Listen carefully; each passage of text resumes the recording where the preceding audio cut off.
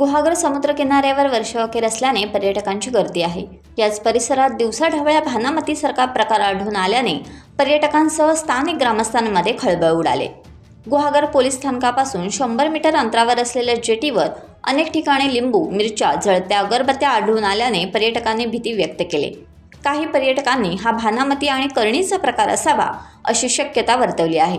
नुकत्याच निवडणुका संपलेल्या असल्याने भानामती करणीबाबत जनतेत चर्चेला उधाण आले असून या भागातून पर्यटक देखील दूर झालेत। या प्रकाराने मात्र खळबळ उडाले।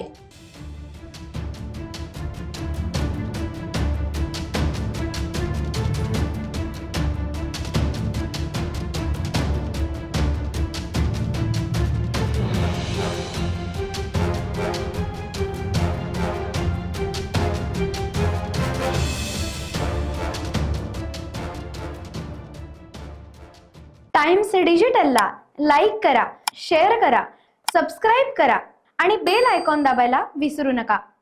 Times digital.